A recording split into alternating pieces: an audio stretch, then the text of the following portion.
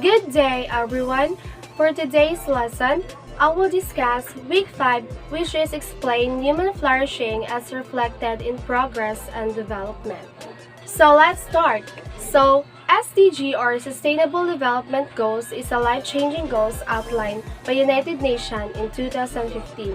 Include poverty, giving people better health care, and achieving equality for women. SDG has 17 goals to transform our world. These are the following: no poverty, zero hunger, good health and well-being, quality education, gender equality, clean water and sanitation, affordable and clean energy, decent work, and economic growth, industry, innovation, and infrastructure, reduce inequalities, sustainable cities and communities, responsible consumption and production, climate action, life below water, life on land, peace, justice, and strong institutions, partnerships for the goals.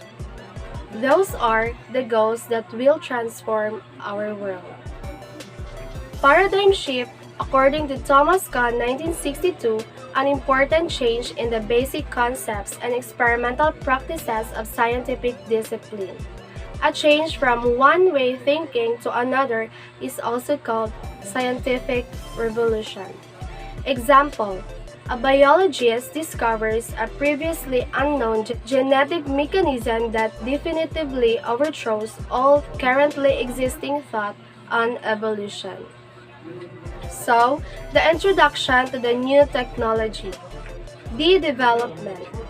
De-developing framework is about shifting the idea of development from economic growth to life expectancy and happiness. It aims to make richer countries instead of latter catching up to richer economies.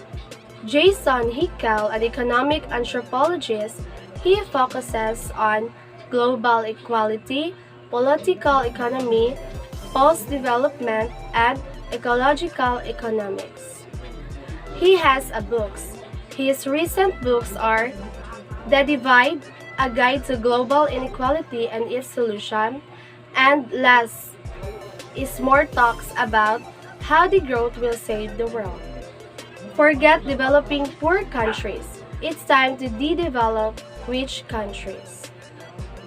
Heads of state are gathering in New York to sign the UN's new Sustainable Development Goals or SDGs. Their main objective is to eradicate poverty by 2030. Even though it is not working, population growth has been the main focus of development and progress for the past 70 years. The global economy has grown by 38% since 1980 or 380%.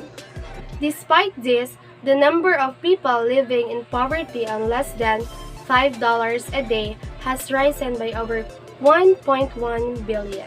We are currently overshooting our planet's biocapacity by more than 50% each year at current levels of global consumption.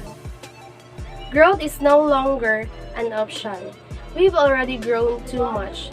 We're blowing through planetary boundaries at a faster rate, according to the majority of scientists.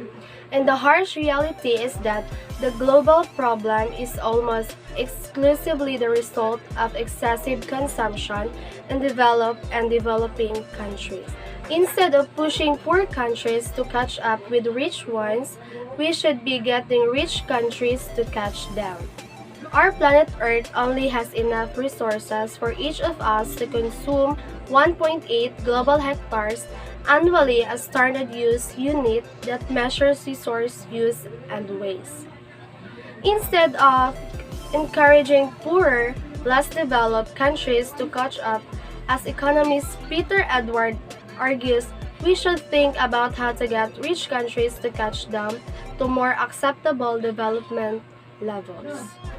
So 70% of middle and high-income countries believe that overconsumption is putting our planet and society at risk. The two indicators of quality of life are life expectancy, living a long life, and happiness. Then, how much do we need to live a happy life?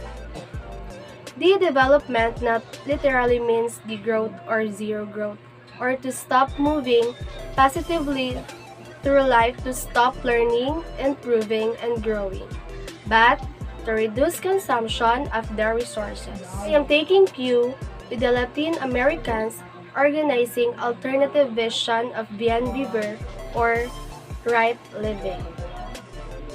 Edward and Robert Skidelsky authored the book How Much is Enough, in which they outline the potential for various interventions such as a shorter work week, advertising bans, and a basic income, all of which would improve our lives while reducing consumption. So that's all the week 5 topic. Thank you for watching.